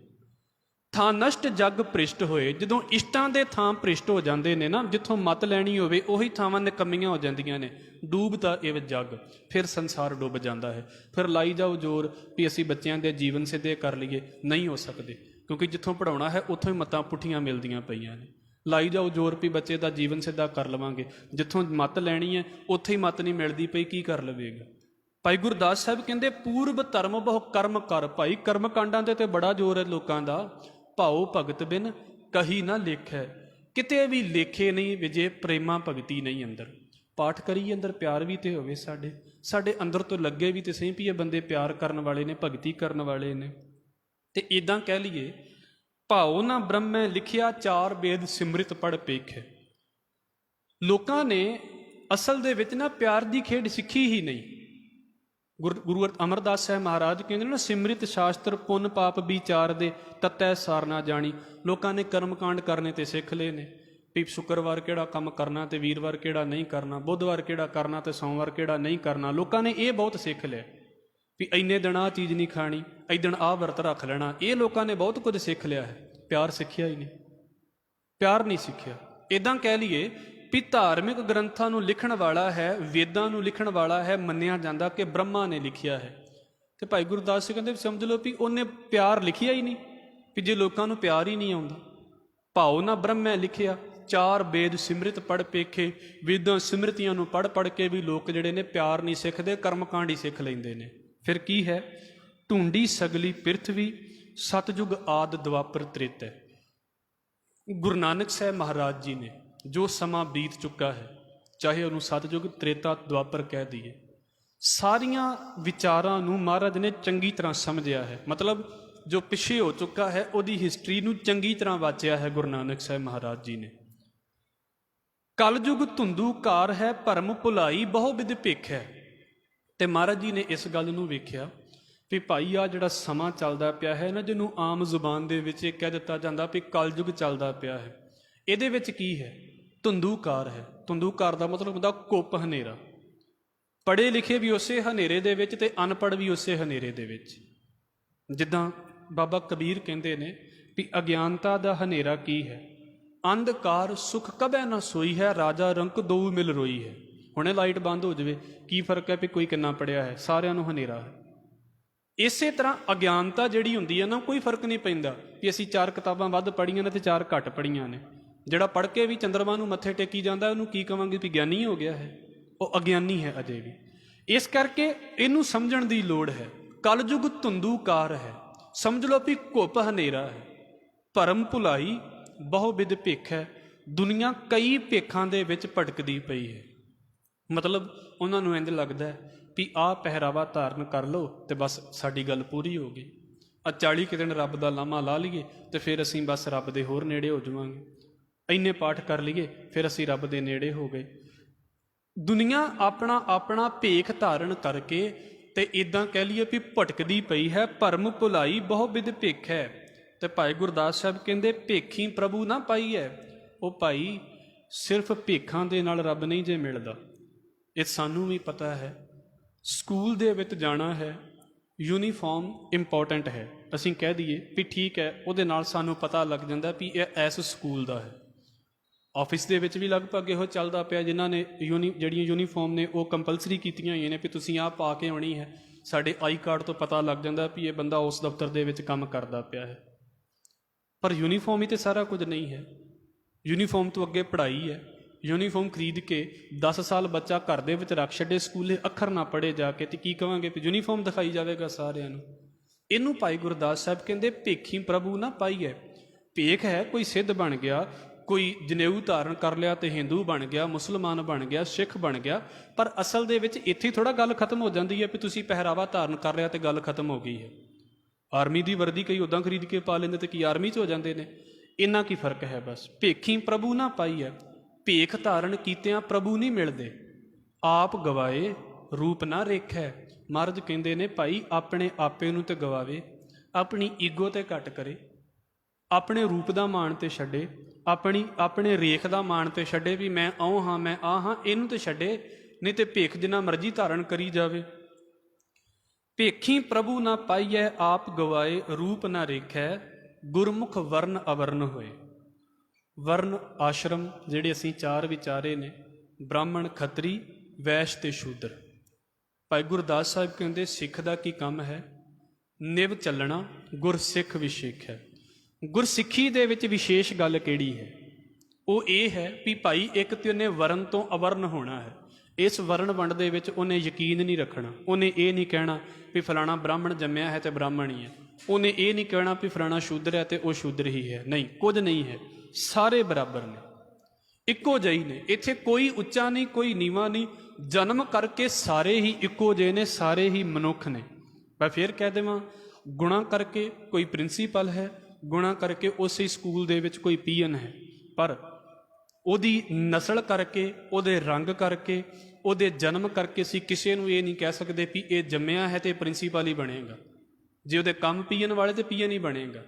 ਤੇ ਇਸ ਕਰਕੇ ਜੇ ਅਸੀਂ ਇਹ ਕਹਿ ਦਈਏ ਵੀ ਕੋਈ ਨੀਵੇਂ ਕੰਮ ਕਰਨ ਵਾਲਾ ਹੈ ਤੇ ਇਹਦਾ ਜਨਮ ਹੀ ਇਸ ਕਰਕੇ ਵੀ ਇਹਨੇ ਨੀਵੇਂ ਕੰਮ ਕਰਨੇ ਨੇ, ਜਾਤੀ ਜਨਮ ਕਰਕੇ ਨਹੀਂ, ਜਾਤੀ ਕਰਮਾਂ ਕਰਕੇ ਹੈ। ਇਸ ਕਰਕੇ ਮਹਾਰਾਜ ਕੀ ਕਹਿੰਦੇ ਨੇ ਵੀ ਭਾਈ ਗੁਰਸਿੱਖੀ ਦੇ ਵਿੱਚ ਇੱਕ ਗੱਲ ਹੈ ਵੀ ਕਿਸੇ ਵਰਨ ਵੰਡ ਦੇ ਵਿੱਚ ਯਕੀਨ ਨਹੀਂ ਰੱਖਣਾ, ਮਨੁੱਖਤਾ ਦੇ ਵਿੱਚ ਯਕੀਨ ਰੱਖਣਾ ਹੈ। ਗੁਰਮੁਖ ਵਰਨ ਅਵਰਨ ਹੋਏ, ਵਰਨ ਤੋਂ ਅਵਰਨ ਹੋ ਜਾਣਾ ਹੈ। ਨਿਵ ਚੱਲਣਾ, ਗੁਰਸਿੱਖ ਵਿਸ਼ੇਖ ਹੈ। ਨਿਮਰਤਾ ਧਾਰਨ ਕਰਨੀ ਗੁਰਸਿੱਖੀ ਦੇ ਵਿੱਚ ਵਿਸ਼ੇਸ਼ ਹੈ। ਦੂਜਿਆਂ ਨੂੰ ਆਪਣੇ ਤੋਂ ਚੰਗਾ ਮੰਨਣਾ, ਹੰਕਾਰ ਨਹੀਂ ਕਰਨਾ, ਪਰ ਕਿਸੇ ਨੂੰ ਜਨਮ ਕਰਕੇ ਵੱਖਰਾ ਨਹੀਂ ਮੰਨਣਾ, ਸਾਰਿਆਂ ਨੂੰ ਬਰਾਬਰ ਮੰਨਣਾ, ਇਹ ਗੁਰਸਿੱਖੀ ਦੀ ਵਿਸ਼ੇਸ਼ਤਾ ਹੈ। ਤਾਂ ਕਿਛ ਘਾਲ ਪਵੈ ਦਰ ਲੇਖੈ। ਤੇ ਫਿਰ ਭਾਈ ਗੁਰਦਾਸ ਸਾਹਿਬ ਕਹਿੰਦੇ ਵੀ ਤਾਂ ਕਿਤੇ ਜਿਹੜੀ ਘਾਲਣਾ ਹੈ ਨਾ, ਉਹ ਬੰਦੇ ਦੀ ਲੇਖੇ ਕਿਤੇ ਪੈ ਸਕਦੀ ਹੈ। ਫਿਰ ਕਿਤੇ ਥੋੜ੍ਹਾ ਬਹੁਤਾ ਫਾਇਦਾ ਹੋ ਸਕਦਾ ਹੈ। ਨਹੀਂ ਤੇ ਬੰਦਾ ਕਰਮ ਕਾਂਡ ਕਰੀ ਜਾਂਦਾ ਤੇ ਬੰਦਾ ਕਰੀ ਕੀ ਜਾਂਦਾ, ਅੰਦਰੋਂ ਪਿਆਰ ਖਾਲੀ। ਅੰਦਰ ਕਿਸੇ ਨੇ ਆ ਕੇ ਬੁਲਾ ਲਿਆ ਤੇ ਉਹਨੂੰ ਬਸ ਗੁੱਸੇ ਦੇ ਵਿੱਚ ਆ ਕੇ ਬੋਲ ਦਿੱਤਾ। ਮੈਂ ਫਿਰ ਕਹਿ ਦੇਵਾਂ, ਬੜੇ ਲੋਕ ਇੱਦਾਂ ਹੁੰਦੇ ਨੇ, ਕਰੀ ਸੇਵਾ ਜਾਂਦੇ ਨੇ ਤੇ ਸੇਵਾ ਕਰਦਿਆਂ ਕੋਈ ਉਹਨਾਂ ਨੂੰ ਥੋੜ੍ਹਾ ਜਿਹਾ ਕੋਈ ਆ ਕੇ ਤੰਗ ਕਰ ਦੇਵੇ ਤੇ ਉਹਨਾਂ ਨੂੰ ਗੁੱਸਾ ਆਉਣ ਲੱਗ ਪੈਂਦਾ ਵੀ ਕਿਉਂ ਸਾਨੂੰ ਇੱਦਾਂ ਕੀਤਾ। ਵਾਹਿਗੁਰੂ ਬਖਸ਼ ਲਵੇ, ਜੇ ਸੇਵਾ ਕਰਦੇ ਪਏ ਹਾਂ ਤਾਂ ਫਿਰ ਕਾਹਦੀ ਇਸ ਗੱਲ ਦੀ ਦਿੱਕਤ ਹੋ ਗਈ ਹੈ? ਜਦੋਂ ਅਸੀਂ ਕਰਦੇ ਹੀ ਸੇਵਾ ਪਏ ਹਾਂ, ਇੱਥੇ ਕਿਹੜਾ ਵੀ ਸਾਡਾ ਟਾਈਮ ਵੱਜਾ ਹੈ ਵੀ ਨਹੀਂ ਭਾਈ ਤੂੰ ਹੁਣ ਬੈਠਾ ਤੇ ਤੂੰ ਕਰਕੇ ਹੀ ਉੱਠ। ਸਮਾਂ ਹੀ ਹੁੰਦਾ ਹੈ ਨਾ, ਕੋਈ ਚਾਹਵੇ ਤੇ 5 ਮਿੰਟ ਬਰਤਨ ਧੋ ਲਵੇ, ਕੋਈ ਚਾਹਵੇ ਤੇ 50 ਮਿੰਟ ਵੀ ਧੋ ਲਵੇ, ਉਹਦੀ ਮੌਤ ਹੈ। ਉਹਨੂੰ ਇਹ ਨਹੀਂ ਕਹਿਣਾ ਚਾਹੀਦਾ ਵੀ ਮੈਂ ਕਵਾਂ ਜੀ ਹੁਣ ਮੈਂ ਕਰਦਾ ਪਿਆ ਹਾਂ ਤੇ ਕੋਈ ਦੂਜਾ ਜਾਣਾ ਆ ਕੇ ਇਹਦੇ ਵਿੱਚ ਆ ਕੇ ਖਲਲ ਕਿਉਂ ਪਾ ਦੇਵੇ। ਇਹਦਾ ਮਤਲਬ ਇਹ ਨਹੀਂ ਵੀ ਕੋਈ ਜਾਣ ਬੁੱਝ ਕੇ ਕੰਮ ਕਰਦਾ ਰਹੇ, ਪਰ ਇਹ ਵੀ ਤੇਰੀ ਸਿੱਖਣ ਵਾਲੀ ਹੈ ਵੀ ਮੈਂ ਪੇਸ਼ੈਂਸ ਰੱਖਣਾ ਹੈ। ਵਾਹਿਗੁਰੂ ਬਖਸ਼ ਲਵੇ। ਮੈਂ ਇੱਦਾਂ ਦੇ ਵੀ ਵੇਖੇ ਨੇ ਵੀ ਮਹਾਰਾਜ ਨੇ ਕਈਆਂ ਦੀ ਸੇਵਾ ਲਾਈ ਹੁੰਦੀ ਹੈ ਵੀ ਤੁਸੀਂ ਨਾ ਜਾ ਕੇ ਇੱਦਾਂ ਕਰੋ ਵੀ ਆਹ ਸਮਾਨ ਰੱਖ ਦਿਓ। ਤੁਸੀਂ ਦੂਰ ਜਾਂਦੇ ਜੇ, ਦਰਬਾਰ ਸਾਹਿਬ ਜਾਂਦੇ ਜੇ ਜਾਂ ਹੋਰਨਾਂ ਗੁਰਦੁਆਰਿਆਂ ਦੇ ਵਿੱਚ ਜਾਂਦੇ ਜੇ, ਤੁਹਾਨੂੰ ਦੂਰ ਪੈਂਦਾ, ਇਸ ਕਰਕੇ ਤੁਸੀਂ ਆਪਣੇ ਨਾਲ ਬੈਗ ਲੈ ਕੇ ਜਾਂਦੇ ਜੇ, ਸਮਾਨ ਲੈ ਕੇ ਜਾਂਦੇ ਜੇ। ਹੁਣ ਕਿਤੇ ਇੱਦਾਂ ਵੀ ਹੋ ਜਾਂਦਾ ਵੀ ਕਿਤੇ ਬੰਦਾ ਸਮਾਨ ਲੈ ਕੇ ਤੇ ਉਹ ਗਠੜੀ ਘਰ ਦੇ ਵਿੱਚ ਜਮ੍ਹਾਂ ਕਰਾ ਦਿੱਤਾ। ਸਾਰੇ ਨਹੀਂ ਇੱਦਾਂ ਦੇ ਹੁੰਦੇ, ਪਰ ਬਹੁਤੇ ਹੁੰਦੇ ਵੀ ਨੇ ਜਿਨ੍ਹਾਂ ਨੂੰ ਸੇਵਾ ਇੱਦਾਂ ਕਹਿ ਲਈਏ ਵੀ ਸੇਵਾ ਨੇ ਕੰਮ ਖਰਾਬ ਕਰ ਦਿੱਤਾ ਜਿਨ੍ਹਾਂ ਦਾ। ਉਹ ਫਿਰ ਕੀ ਹੋ ਗਿਆ ਵੀ ਕਿਸੇ ਵੇਲੇ ਬੰਦੇ ਨੂੰ ਚੇਤਾ ਨਹੀਂ ਰਹਿੰਦਾ ਵੀ ਮੇਰਾ ਤੇ ਜਿਹੜਾ ਇੰਪੋਰਟੈਂਟ ਸਮਾਨ ਹੈ, ਜਾਂ ਜੇ ਮੈਂ ਇਸ਼ਨਾਨ ਕਰਨਾ ਹੈ ਤੇ ਉਹ ਸਮਾਨ ਮੇਰਾ ਜਿਹੜਾ ਉਹ ਤੇ ਬੈਗ ਦੇ ਵਿੱਚ ਹੀ ਰਹਿ ਗਿਆ। ਬੰਦਾ 5 ਮਿੰਟਾਂ ਬਾਅਦ ਫਿਰ ਗਠੜੀ ਘਰ 'ਚ ਵਾਪਸ ਗਿਆ ਤੇ ਮੈਂ ਬੈਗ ਰੱਖਿਆ ਸੀ ਤੇ ਮੈਂ ਸਮਾਨ ਚਾਹੀਦਾ ਹੈ। ਹੁਣ ਜੇ ਤੇ ਵਿਚਾਰਾ ਚੰਗਾ ਹੋਵੇਗਾ ਕੋਈ ਉੱਥੇ ਬੈਠਾ ਤੇ ਫਿਰ ਤੇ ਬੜੇ ਪਿਆਰ ਦੇ ਨਾਲ ਬੈਗ ਵੀ ਰੱਖ ਦੇਵੇਗਾ, ਤੇ ਕਈ ਖਪੇ ਹੀ ਬੈਠੇ ਹੁੰਦੇ ਨੇ ਵੀ ਤੁਹਾਨੂੰ ਪਹਿਲਾਂ ਨਹੀਂ ਸੀ ਚੇਤਾ। ਵਾਹਿਗੁਰੂ ਬਖਸ਼ ਲਵੇ। ਮੈਂ ਇਹ ਗੱਲਾਂ ਵੇਖੀਆਂ ਨੇ, ਮੈਂ ਤਾਂ ਕਰਕੇ ਕਹਿੰਦਾ ਵੀ ਭਾਈ ਜੇ ਤੁਹਾਡੀ ਰੱਬ ਨੇ ਸੇਵਾ ਲਾ ਦਿੱਤੀ ਹੈ ਇੱਥੇ ਬੈਠਿਆਂ ਦੀ, ਇੰਨੇ ਪਿਆਰ ਵਾਲੇ ਬੰਦੇ ਮੈਂ ਵੇਖੇ ਨੇ ਮਹਾਰਾਜ ਦੀ ਬਖਸ਼ਿਸ਼ ਦੇ ਨਾਲ ਉਹਨਾਂ ਹੀ ਥਾਵਾਂ ਦਿੱਤੇ, ਤੇ ਬਸ ਸਮਝ ਲਓ ਵੀ ਸੰਗਤਾਂ ਦੇ ਚਰਨਾਂ ਦੇ ਥੱਲੇ ਹੱਥ ਰੱਖਦੇ ਨੇ ਵੀ ਸੰਗਤ ਆਈ ਹੈ। ਤੇ ਮੈਂ ਇਹੋ ਜਿਹੇ ਵੀ ਵੇਖੇ ਨੇ ਜਿਹੜੇ ਸੰਗਤ ਨੂੰ ਉੱਡ ਕੇ ਪਈ ਜਾਂਦੇ ਨੇ ਵੀ ਆ ਕਿਉਂ ਗਏ ਨੇ, ਇਹ ਬਹਿ ਕਿਉਂ ਗਏ ਨੇ ਇੱਥੇ। ਉਹਨੂੰ ਫਿਰ ਕੀ ਕਹਿੰਦੇ ਨੇ ਭਾਈ ਗੁਰਦਾਸ ਸਾਹਿਬ ਕਹਿੰਦੇ ਵੀ ਤਾਂ ਕਿਤੇ ਥੋੜ੍ਹੀ ਬਹੁਤੀ ਗੱਲ ਸਾਡੀ ਬਣ ਸਕਦੀ ਹੈ ਜੇ ਆਪਣੇ ਆਪ ਨੂੰ ਨੀਵਾਂ ਮੰਨੀਏ। ਜੇ ਸੰਗਤ ਨੂੰ ਦਬਕੇ ਹੀ ਮਾਰੀ ਜਾਣੇ ਨੇ ਤੇ ਫਿਰ ਕਿਹਦੀਆਂ ਖੇਡਾਂ ਨੇ, ਹੰਕਾਰ ਕਾਹਦਾ ਹੈ ਜ਼ਿੰਦਗੀ ਦੇ ਵਿੱਚ। ਉਹ ਚੀਜ਼ ਸਭ ਤੋਂ ਵੱਡੀ ਗੱਲ ਜਿਹੜੀ ਧਾਰਮਿਕ ਸਥਾਨਾਂ ਦੀ ਕਮਜ਼ੋਰੀ ਹੈ ਨਾ, ਜਿਹਦੇ ਕਰਕੇ ਲੋਕਾਂ ਨੂੰ ਅਸਰ ਨਹੀਂ ਹੁੰਦਾ, ਜਿਹਦੇ ਕਰਕੇ ਲੋਕਾਂ ਨੂੰ ਗੱਲ ਨਹੀਂ ਬਣਦੀ। ਮੈਂ ਆਖਰੀ ਗੱਲ ਕਹਿ ਕੇ ਤੇ ਚਲੋ ਅਗਲੀ ਵਿਆਖਿਆ ਕਰ ਦੇਵਾਂ। ਇਹ ਬੜਾ ਫਰਕ ਹੁੰਦਾ ਹੈ ਇਹਨਾਂ ਗੱਲਾਂ ਦਾ। ਸਾਡੇ ਸਾਰਿਆਂ ਦਾ ਫਰਜ਼ ਬਣਦਾ ਹੈ ਗੁਰਦੁਆਰੇ ਦੇ ਗੇਟ ਤੋਂ ਲੈ ਕੇ, ਮੈਂ ਕਈ ਵਾਰ, ਮੈਨੂੰ ਮਾਫ ਕਰਿਓ ਮੈਂ ਕਹਿੰਦਾ ਹੁੰਦਾ ਹਾਂ, ਗੁਰੂ ਗ੍ਰੰਥ ਸਾਹਿਬ ਤੱਕ ਤੇ ਬੰਦਾ ਬਹੁਤ ਚਿਰ ਬਾਅਦ ਪਹੁੰਚਦਾ ਹੈ। ਆਪ ਜੀ ਵੀ ਰੋਜ਼ ਆਉਣ ਵਾਲੇ ਜੇ। ਅਖੀਰ ਤੇ ਹੈ ਗੁਰੂ ਗ੍ਰੰਥ ਸਾਹਿਬ ਮਹਾਰਾਜ ਨੂੰ ਮੱਥਾ ਟੇਕਣਾ। ਪਹਿਲਾਂ ਤੇ ਭਾਈ ਉਹਨੇ ਜੋੜੇ ਘਰ ਦੇ ਵਿੱਚ ਜੋੜੇ ਲਾਏ ਨੇ, ਫਿਰ ਉਹਨੇ ਹੱਥ ਧੋਤੇ ਨੇ, ਫਿਰ ਉਹ ਕਿੰਨੀਆਂ ਪੌੜੀਆਂ ਚੜ੍ਹ ਕੇ ਆਇਆ ਹੋਇਆ ਹੈ, ਫਿਰ ਉਹਨੇ ਉੱਥੇ ਮੱਥਾ ਟੇਕਿਆ ਹੈ ਜਾਂ ਨਹੀਂ ਮੱਥਾ ਟੇਕਿਆ ਹੈ, ਫਿਰ ਉਹ ਇੱਥੇ ਆ ਕੇ ਪਹੁੰਚਦਾ ਹੈ, ਫਿਰ ਉਹਨੇ ਸੰਗਤ ਦੇ ਵਿੱਚ ਬਹਿਣਾ ਹੈ। ਹੁਣ ਇੰਨਾ ਕੁਝ ਕਰਕੇ ਜਦੋਂ ਬੈਠੇਗਾ ਨਾ, ਫਿਰ ਉਹਨੂੰ ਦੱਸਾਂਗੇ ਵੀ ਜੇ ਕਿਤੇ ਸੁਣਦਾ ਪਿਆ ਹੋਵੇਗਾ ਵੀ ਆਹ ਕੁਝ ਕਰਨਾ ਚਾਹੀਦਾ ਤੇ ਆਹ ਕੁਝ ਨਹੀਂ ਕਰਨਾ ਚਾਹੀਦਾ, ਉਹਨੂੰ ਫਿਰ ਪਤਾ ਲੱਗਾ, ਉਹਨੂੰ ਨਹੀਂ ਸੀ ਪਤਾ। ਪਰ ਸਾਡੇ ਵਿੱਚ ਕਈਆਂ ਨੂੰ ਇੰਨਾ ਚਾਅ ਚੜ੍ਹ ਜਾਂਦਾ ਹੈ ਸਿੱਖੀ ਦੱਸਣ ਦਾ, ਮਹਾਰਾਜ ਬਖਸ਼ ਲਵੇ, ਉਹ ਕਿਤੇ ਉਹਨੂੰ ਭੁਲੇਖਾ ਵੀ ਲੱਗ ਜਾਵੇ ਨਾ, ਉਹਨੂੰ ਇੱਦਾਂ ਸਾਰੇ ਜਾਣੇ ਉੱਡ ਕੇ ਪੈਣਗੇ ਵੀ ਇਹਨੇ ਗਲਤੀ ਕਰ ਦਿੱਤੀ ਤੇ ਬੱਜਰ ਕਰੈਤ ਕਰ ਦਿੱਤੀ ਹੈ। ਮੈਂ ਨਹੀਂ ਕਹਿੰਦਾ ਵੀ ਉਹਨੂੰ ਸਮਝ ਨਹੀਂ ਹੋਣੀ ਚਾਹੀਦੀ ਜਿਹੜਾ ਆਇਆ ਹੀ ਪਹਿਲੀ ਵਾਰ ਹੈ। ਮੈਂ ਚਲੋ ਫਿਰ ਕਿਉਂਕਿ ਗੱਲਾਂ ਨਿਕਲ ਜਾਂਦੀਆਂ ਨੇ ਗੱਲਾਂ ਦੇ ਵਿੱਚੋਂ ਤੇ ਉਹ ਗੱਲ ਨਹੀਂ ਬਣਦੀ। ਅਸਲ ਦੇ ਵਿੱਚ ਅਸੀਂ ਬੰਗਾਲ ਸੀ, ਇੱਥੇ ਤੇ ਫਿਰ ਵੀ ਮਤਲਬ ਸੰਗਤ ਨੂੰ ਪਤਾ ਹੁੰਦਾ ਵੀ ਗੁਰਦੁਆਰਿਆਂ ਦੇ ਵਿੱਚ ਅਜੇ ਵੀ ਕਈ ਬੱਚੇ ਆ ਜਾਂਦੇ ਨੇ ਜਿਹੜੇ ਪਹਿਲੀ ਵਾਰ ਗੁਰਦੁਆਰੇ ਆਉਂਦੇ ਨੇ, ਤੇ ਮੰਦਰਾਂ ਦੀ ਆਦਤ ਹੁੰਦੀ ਹੈ, ਮੰਦਰਾਂ ਦੇ ਵਿੱਚ ਮੂਰਤੀਆਂ ਹੁੰਦੀਆਂ, ਉਹਨਾਂ ਨੂੰ ਪਤਾ ਵੀ ਮੂਰਤੀ ਅਤੇ ਮੱਥਾ ਟੇਕ ਲਵਾਂਗੇ। ਹੁਣ ਇੱਥੇ ਆਏ ਅੱਗੇ ਮੂਰਤੀ ਨਹੀਂ ਨਜ਼ਰ ਆਉਂਦੀ, ਕੀ ਕਰਨ ਵਿਚਾਰੇ? ਉਹ ਫਿਰ ਵੇਖਦੇ ਰਹਿੰਦੇ ਨੇ ਵੀ ਕੋਈ ਦੂਜਾ ਕਰਦਾ ਤੇ ਮੈਂ ਵੇਖਾਂਗਾ ਉਹਦੇ ਵੱਲ। ਸੀ ਬੰਗਾਲ ਹੁੰਦੇ ਸੀ, ਬੰਗਾਲੀਆਂ ਨੇ ਆਉਣਾ ਤੇ ਉਹਨਾਂ ਨੇ ਵੇਖਣਾ ਵੀ ਅੰਦਰ ਤੇ ਹੈ ਹੀ ਨਹੀਂ ਕੁਝ, ਉਹਨਾਂ ਨੂੰ ਮੂਰਤੀ ਨਜ਼ਰ ਹੀ ਨਹੀਂ ਆਉਂਦੀ। ਉਹ ਵਿਚਾਰੇ ਕੀ ਕਰਨ? ਉਹਨਾਂ ਨੇ ਕਦੀ ਬੀਬੀਆਂ ਵੱਲ ਆ ਕੇ ਬੈਠ ਜਾਣਾ, ਇੱਥੇ ਵੀ ਬੈਠ ਜਾਂਦੇ ਨੇ, ਕਦੀ ਬੰਦਿਆਂ ਵੱਲ ਜਾ ਕੇ ਬੈਠ ਜਾਣਾ। ਹੁਣ ਜੇ ਤੇ ਬੰਦਾ ਪਿਆਰ ਦੇ ਨਾਲ ਦੱਸ ਦੇਵੇ, ਅਗਲਾ ਦੂਜੇ ਦਿਨ ਆਵੇਗਾ ਤੇ ਆਪਣੇ ਆਪੇ ਆਪਣੀ ਥਾਂ ਦੇ ਉੱਤੇ ਬੈਠ ਜਾਵੇਗਾ। ਤੇ ਜਿਹੜੇ ਸਿੱਖੀ ਦੇ ਚੌਧਰੀ ਹੋਣ, ਉਹਨੂੰ ਇੱਦਾਂ ਪੈ ਜਾਣ ਵੀ ਤੂੰ ਤੇ ਗੁਨਾਹ ਕਰ ਲਿਆ ਇੱਦਾਂ ਆ ਕੇ, ਉਹ ਵਿਚਾਰਾ ਕਦੀ ਗੁਰਦੁਆਰੇ ਵੱਲ ਮੂੰਹ ਵੀ ਨਹੀਂ ਕਰੇਗਾ। ਇਸ ਕਰਕੇ ਭਾਈ ਗੁਰਦਾਸ ਕਹਿੰਦੇ ਵੀ ਧਾਰਮਿਕ ਸਥਾਨਾਂ ਦੀ ਸਭ ਤੋਂ ਵੱਡੀ ਪ੍ਰੋਬਲਮ ਇਹ ਆ ਵੀ ਇੱਥੇ ਪਿਆਰ ਦੀਆਂ ਬੜੀਆਂ ਘਾਟਾਂ ਨੇ। ਇੱਥੇ ਕੋਈ ਬੰਦਾ ਗਲਤੀ ਕਰ ਦੇਵੇ ਨਾ, ਦਬਕੇ ਇੱਦਾਂ ਮਾਰਦੇ ਨੇ ਵੀ ਹਾਏ ਇਹਨੇ ਗਲਤੀ ਕਰੀ ਕਿਉਂ ਲਈ, ਜਿੱਦਾਂ ਆਪ ਸਾਰੇ ਦੁੱਧ ਧੋਤੇ ਹੁੰਦੇ ਨੇ। ਮੈਂ ਫਿਰ ਕਹਿ ਦੇਵਾਂ ਇਹ ਗੱਲ ਕਹਿ ਕੇ ਤੇ ਚਲੋ ਅਸੀਂ ਇੱਥੇ ਸਮਾਪਤੀ ਕਰਾਂਗੇ ਅੱਜ, ਜਾਂ ਵੇਖਦੇ ਹਾਂ ਅਗਲੀ ਪੰਕਤੀ ਨੂੰ ਵਿਚਾਰਦੇ ਹਾਂ। ਪਰ ਮੈਂ ਇਹ ਕਹਿ ਦੇਵਾਂ, ਗੁਰਦੁਆਰੇ ਦੇ ਮੇਨ ਗੇਟ ਤੋਂ ਲੈ ਕੇ ਜਦੋਂ ਤੱਕ ਬੰਦਾ ਵਾਪਸ ਗੁਰਦੁਆਰੇ ਤੋਂ ਨਿਕਲ ਨਹੀਂ ਜਾਂਦਾ, ਇਹ ਨਹੀਂ ਵੀ ਸਿਰਫ ਤੁਹਾਨੂੰ ਇੱਥੇ ਗੱਲਾਂ ਕਰਦਾ ਪਿਆ ਹਾਂ, ਮੇਰਾ ਵੀ ਫਰਜ਼ ਹੈ ਜਿੱਥੇ ਮੈਂ ਗਲਤ ਹੋਵਾਂਗਾ ਮੈਨੂੰ ਰੋਕ ਦੇਣਾ। ਸਾਡੇ ਸਾਰਿਆਂ ਦਾ ਫਰਜ਼ ਹੈ ਵੀ ਉਹ ਗੁਰੂ ਨਾਨਕ ਦੇ ਘਰ ਦੇ ਵਿੱਚ ਆਇਆ ਹੈ, ਤੇ ਅਸੀਂ ਜੇ ਗੁਰੂ ਨਾਨਕ ਦੇ ਘਰ ਦੇ ਵਿੱਚ ਰਹਿਣ ਵਾਲੇ ਆਪਣੇ ਆਪ ਦਾ ਕੋਈ ਸੰਬੰਧ ਜੋੜਦੇ ਹਾਂ ਨਾ ਗੁਰੂ ਨਾਨਕ ਦੇ ਨਾਲ, ਤੇ ਸਾਡਾ ਇੱਦਾਂ ਦਾ ਧਿਆਨ ਹੋਣਾ ਚਾਹੀਦਾ ਹੈ ਵੀ ਉਹ ਕਿਤੇ ਗੁਰੂ ਨਾਨਕ ਦੇ ਘਰ ਦੇ ਨਾਲੋਂ ਟੁੱਟ ਨਾ ਜਾਵੇ, ਉਹ ਕਿਤੇ ਗੁਰੂ ਨਾਨਕ ਦੇ ਘਰ ਦੇ ਨਾਲੋਂ ਵੱਖਰਾ ਨਾ ਹੋ ਜਾਵੇ ਵੀ ਮੈਂ ਉੱਥੇ ਗਿਆ ਸੀ ਤੇ ਮੈਨੂੰ ਰਿਸਪੈਕਟ ਨਹੀਂ ਦਿੱਤੀ ਗਈ, ਮੈਨੂੰ ਮਾਣ ਨਹੀਂ ਦਿੱਤਾ ਗਿਆ। ਅਸੀਂ ਆਪਣੀਆਂ ਹੰਕਾਰ ਦੀਆਂ ਪੰਡਾਂ 'ਚ ਨਾ ਤੁਰੇ ਫਿਰੀਏ। ਗਲਤੀਆਂ ਕਿਸੇ ਦੇ ਕੋਲੋਂ ਵੀ ਹੋ ਸਕਦੀਆਂ ਨੇ, ਵਾਹਿਗੁਰੂ ਬਖਸ਼ ਲਵੇ। ਤਾਂ ਕਿਛ ਘਾਲ ਪਵੈ ਦਰ ਲੇਖੇ, ਤਾਂ ਕਿਤੇ ਸਾਡੀ ਮਿਹਨਤ ਥੋੜ੍ਹੀ ਬਹੁਤੀ ਲੇਖੇ ਦੇ ਵਿੱਚ ਪੈ ਸਕਦੀ ਹੈ। ਨਹੀਂ ਤੇ ਭਾਈ ਗੁਰਦਾਸ ਸਾਹਿਬ ਕਹਿੰਦੇ ਬੰਦੇ ਕਰਮਕਾਂਡ ਵੀ ਕਰੀ ਜਾਂਦੇ ਨੇ, ਹੰਕਾਰ ਵੀ ਕਰੀ ਜਾਂਦੇ ਨੇ, ਬੰਦੇ ਗੁੱਸੇ ਦੇ ਵਿੱਚ ਵੀ ਆ ਕੇ ਬੋਲੀ ਜਾਂਦੇ ਨੇ। ਇਸ ਕਰਕੇ ਸਤਿਗੁਰੂ ਬਖਸ਼ ਲਵੇ। ਉਸ ਵੇਲੇ ਦੇ ਹਾਲਾਤਾਂ ਨੂੰ ਬੋਲਿਆ ਹੈ ਭਾਈ ਗੁਰਦਾਸ ਸਾਹਿਬ ਜੀ ਨੇ, ਅਸੀਂ ਸਮਝਣ ਦੀ ਕੋਸ਼ਿਸ਼ ਕਰਾਂਗੇ। ਆਮ ਲੋਕਾਂ ਦੀ ਹਾਲਤ ਕੀ ਹੈ? ਉਹ ਅਜੇ ਵੀ ਇਹੋ ਕੁਝ ਹੀ ਕਰੀ ਜਾਂਦੇ ਨੇ। ਇੱਕ ਤੇ ਪਿਆਰ ਦੀ ਭਗਤੀ ਨਹੀਂ, ਉਤੋਂ ਲੋਕਾਂ ਨੂੰ ਕਰਮ ਕਾਂਡਾਂ 'ਚ ਕਿੰਨਾ ਫਸਾਇਆ ਹੋਇਆ ਹੈ। ਭਾਈ ਗੁਰਦਾਸ ਸਾਹਿਬ ਕਹਿੰਦੇ ਜਤੀ ਸਤੀ ਚਿਰ ਜੀਵਣੇ, ਸਾਧਕ ਸਿੱਧ ਨਾਥ ਗੁਰ ਚੇਲੇ। ਜਤੀ ਸਤੀ ਉਹ ਹੁੰਦੇ ਨੇ, ਸਾਡੇ ਦੇਸ਼ 'ਚ ਵੇਖਿਓ ਕਿੰਨਾ ਕਿੰਨਾ ਚੀਜ਼ਾਂ ਦੀ ਪੂਜਾ ਹੁੰਦੀ ਹੈ। ਲੋਕੀ ਕਿੰਨਾ ਕਿੰਨਾ ਨੂੰ ਬਾਬੇ ਮੰਨ ਲੈਂਦੇ ਨੇ ਵੀ ਵਾਹ ਜੀ ਵਾਹ, ਇਹਨੇ ਵਿਆਹ ਨਹੀਂ ਕਰਾਇਆ, ਇਹ ਤਾਂ ਰੱਬ ਹੋ ਗਿਆ। ਫਿਰ ਕੀ ਆ, ਨਹੀਂ ਕਰਾਇਆ ਤੇ ਕੋਈ ਵੱਡੀ ਗੱਲ ਥੋੜ੍ਹਾ। ਜੇ ਕਰਾ ਵੀ ਲਿਆ ਤੇ ਇਹਦੇ ਵਿੱਚ ਵੀ ਕੀ ਵੱਡੀ ਗੱਲ ਹੋ ਗਈ ਹੈ? ਧਰਮ ਦਾ ਇਹਦੇ ਨਾਲ ਸੰਬੰਧ ਤੇ ਹੈ ਹੀ ਨਹੀਂ ਵੀ ਬੰਦਾ ਵਿਆਹ ਨਹੀਂ ਕਰਾਉਂਦਾ ਤੇ ਬੰਦਾ ਰੱਬ ਦੇ ਨੇੜੇ ਹੋ ਜਾਵੇਗਾ, ਤੇ ਬੰਦਾ ਵਿਆਹ ਕਰਾ ਲੈਂਦਾ ਤੇ ਰੱਬ ਤੋਂ ਦੂਰ ਹੋ ਜਾਵੇਗਾ। ਇਹੋ ਜਿਹਾ ਤਾਂ ਕੋਈ ਖਿਆਲ ਹੀ ਨਹੀਂ ਹੈ। ਬੰਦੇ ਦੀ ਮੌਜ ਹੈ, ਚਾਹਵੇ ਤੇ ਅੱਗੇ ਤੁਰ ਪਵੇ, ਚਾਹੇ ਤੇ ਨਾ ਵਿਆਹ ਕਰਾਵੇ, ਉਹਦੀ ਮੌਜ ਹੈ। ਦਾਤਾਰ ਕੀ ਕਹਿੰਦੇ ਨੇ? ਜਤੀ ਸਤੀ, ਆਪਣੇ ਆਪ ਨੂੰ ਜਤੀ ਸਤੀ ਸਮਝਣ ਵਾਲੇ ਜਿਹੜੇ ਲੋਕ ਨੇ, ਚਿਰ ਜੀਵਣੇ, ਜਿਹੜੇ ਬੜੀ ਲੰਮੀਆਂ ਉਮਰਾਂ ਵਾਲੇ ਲੋਕ ਨੇ, ਸਾਧਕ ਸਿੱਧ। ਸਾਧਕ ਦਾ ਮਤਲਬ ਹੁੰਦਾ ਹੈ ਜਿਹੜਾ ਸਾਧਨਾ ਕਰਦਾ ਪਿਆ ਹੈ, ਤਪੱਸਿਆ ਕਰਦਾ ਪਿਆ ਹੈ। ਸਿੱਧ ਦਾ ਮਤਲਬ ਉਹ ਹੈ ਜਿਹਨੇ ਸਿੱਧੀ ਹਾਸਲ ਕਰ ਲਈ ਹੈ, ਤਪੱਸਿਆ ਕਰ ਲਈ ਹੈ। ਨਾਥ, ਨਾਥ ਹੁੰਦੇ ਨੇ ਜੋਗੀਆਂ ਦੇ ਜਿਹੜੇ ਫਿਰਕੇ ਨੇ। ਗੁਰ ਚੇਲੇ, ਇਹੋ ਜਿਹੇ ਨਾਥਾਂ ਦੀ ਸੇਵਾ ਦੇ ਵਿੱਚ, ਜਤੀਆਂ ਸਤੀਆਂ ਦੀ ਸੇਵਾ ਦੇ ਵਿੱਚ, ਸਿੱਧਾਂ ਦੀ ਸੇਵਾ ਦੇ ਵਿੱਚ ਲੱਗੇ ਹੋਏ ਨੇ ਲੋਕ। ਦੇਵੀ ਦੇਵ ਰਖੀਸੁਰਾ, ਭੈਰੋ ਖੇਤਰਪਾਲ ਬਹੁ ਮੇਲੇ। ਤੇ ਕਈ ਇੱਦਾਂ ਦੇ ਆਪਣੇ ਬਣਾਏ ਦੇਵੀ ਦੇਵਤਿਆਂ ਦੀ ਪੂਜਾ। ਫਿਰ ਰਖੀਸਰ ਹੋ ਗਏ, ਉਹ ਜਿਹੜੇ ਰਿਸ਼ੀਆਂ ਦੇ ਵਿੱਚੋਂ ਵੱਡੇ ਰਿਸ਼ੀ ਹੋ ਗਏ। ਭੈਰੋ, ਵੈਸੇ ਇਹ ਰੁਦਰ ਦਾ, ਸ਼ਿਵ ਦਾ ਰੂਪ ਹੈ। ਖੇਤਰਪਾਲ, ਅਸਲ ਦੇ ਵਿੱਚ ਇਹ ਵੀ ਇੱਕ ਸ਼ਿਵ ਦਾ ਰੂਪ ਹੈ। ਖੇਤਰ ਦਾ ਮਤਲਬ ਹੁੰਦਾ ਹੈ ਏਰੀਆ, ਪਾਲ ਦਾ ਮਤਲਬ ਹੁੰਦਾ ਹੈ ਉਸ ਏਰੀਏ ਦੀ ਰੱਖਿਆ ਕਰਨ ਵਾਲਾ। ਇਹ ਸ਼ਿਵ ਦਾ ਇੱਕ ਰੂਪ ਹੈ ਜਿਹਦੇ ਵਿੱਚ ਮੰਨਿਆ ਜਾਂਦਾ ਵੀ ਭਾਈ ਉਹ ਕਾਲੀ ਜਿਹੜੀ ਦੇਵੀ ਹੈ ਉਹਦਾ ਦਵਾਰਪਾਲ ਹੈ, ਮਤਲਬ ਉਹਦੇ ਦਰਵਾਜ਼ੇ ਤੇ ਉਹਦੀ ਰੱਖਿਆ ਕਰਦਾ ਹੈ। ਇਸ ਕਰਕੇ ਉਹਨੂੰ ਖੇਤਰਪਾਲ ਕਿਹਾ ਹੈ। ਖੇਤਰਪਾਲ ਬਹੁ ਮੇਲੇ, ਲੋਕੀ ਇਹਨਾਂ ਦੀਆਂ ਪੂਜਾ ਦੇ ਵਿੱਚ ਲੱਗੇ ਹੋਏ ਨੇ। ਗਣ ਗੰਧਰਵ ਅਪਸਰਾ, ਕਿੰਨਰ ਜਖ ਚਲਿਤ ਬਹੁ ਖੇਲੇ। ਗਣ ਦਾ ਮਤਲਬ ਹੁੰਦਾ ਹੈ ਜਿਹੜੇ ਦੇਵਤਿਆਂ ਦੇ ਦਾਸ ਨੇ। ਵੈਸੇ ਗਣ ਦਾ ਮਤਲਬ ਹੁੰਦਾ ਹੈ ਟੋਟਲ, ਸਮੂਹ। ਗਣ, ਗੰਧਰਵ, ਦੇਵਤਿਆਂ ਦੀ ਸਭਾ ਦੇ ਵਿੱਚ ਜਿਹੜੇ ਗਾਇਨ ਕਰਦੇ ਨੇ ਨਾ, ਉਹਨਾਂ ਨੂੰ ਕਿਹਾ ਜਾਂਦਾ ਹੈ ਗੰਧਰਵ।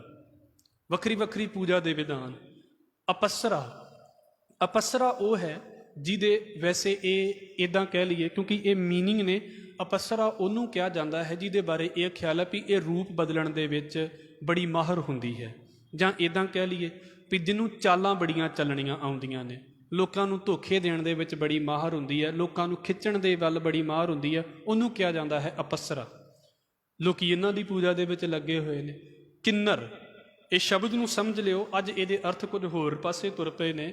ਵੈਸੇ ਇਹ ਅਰਥ ਹੁੰਦੇ ਨੇ ਦੇਵਤਿਆਂ ਦੇ ਸ਼੍ਰੇਣੀ ਦੇ ਵਿੱਚ ਉਹ ਬੰਦੇ ਨੇ ਜਿਨ੍ਹਾਂ ਨੂੰ ਨਾ ਬੜੀ ਭੈੜੀ ਦੀ ਸ਼ਕਲ ਵਾਲੇ ਮੰਨਿਆ ਜਾਂਦਾ ਹੈ। ਇਹ ਇੱਦਾਂ ਦੇ ਹੁੰਦੇ ਨੇ ਜਿਨ੍ਹਾਂ ਦਾ ਧੜ ਮਨੁੱਖ ਦਾ ਹੁੰਦਾ ਹੈ, ਮਤਲਬ ਗਰਦਨ ਤੋਂ ਜਿਹੜੀ ਨੀਵੀਂ ਬੌਡੀ ਹੈ ਨਾ, ਉਹ ਬੰਦੇ ਦੀ ਮੰਨੀ ਜਾਂਦੀ ਹੈ, ਪਰ ਜਿਹੜਾ ਇਹਨਾਂ ਦਾ ਸਿਰ ਹੁੰਦਾ ਹੈ ਉਹ ਘੋੜੇ ਦਾ ਹੁੰਦਾ ਹੈ।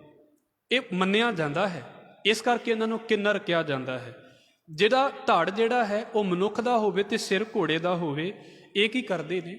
ਜਿਹੜਾ ਕੁਬੇਰ ਦੇਵਤਾ ਮੰਨਿਆ ਜਾਂਦਾ ਨਾ ਧਨ ਦਾ, ਸਾਡਾ ਦੇਵਤਾ ਨਹੀਂ ਹੈ, ਇਹ ਮੰਨਿਆ ਜਾਂਦਾ ਹੈ ਕੁਬੇਰ ਦੇਵਤਾ ਹੈ ਜਿਹੜਾ ਧਨ ਦਾ, ਉਹਦੇ ਦਰਬਾਰ ਦੇ ਵਿੱਚ ਇਹ ਨਾਚ ਕਰਦੇ ਨੇ, ਇਹਨਾਂ ਨੂੰ ਕਿੰਨਰ ਕਿਹਾ ਜਾਂਦਾ ਹੈ। ਉਹਨਾਂ ਦੀ ਗੱਲ ਭਾਈ ਗੁਰਦਾਸ ਸਾਹਿਬ ਨੇ ਬੋਲੀ ਹੈ। ਗਣ ਗੰਧਰਵ ਅਪਸਰਾ ਕਿੰਨਰ ਜਖ ਚਲਿਤ ਬਹੁ ਖੇਲੇ। ਜਕਸ਼ ਜਿਹੜੇ ਹੁੰਦੇ ਨੇ ਇਹ ਵੀ ਦੇਵਤਿਆਂ ਦੀ ਇੱਕ ਖਾਸ ਜਾਤੀ ਹੈ। ਮਤਲਬ ਦੁਨੀਆ ਕਿਹਦੀ ਪੂਜਾ ਕਰਦੀ ਹੈ? ਤੁਸੀਂ ਵੇਖਿਓ, ਇੱਕ ਜਾਣੇ ਦੀ ਪੂਜਾ ਦੂਜੇ ਨਾਲ ਮਿਲਦੀ ਨਹੀਂ। ਉਹਦਾ ਆਪਣਾ ਰੱਬ, ਦੂਜੇ ਦਾ ਆਪਣਾ ਰੱਬ ਹੈ। ਸਾਰੇ ਕਹਿੰਦੇ ਨੇ ਵੀ ਰੱਬ ਇੱਕ, ਪਰ ਸਾਰਿਆਂ ਦੇ ਆਪੋ ਆਪਣੇ ਰੱਬ।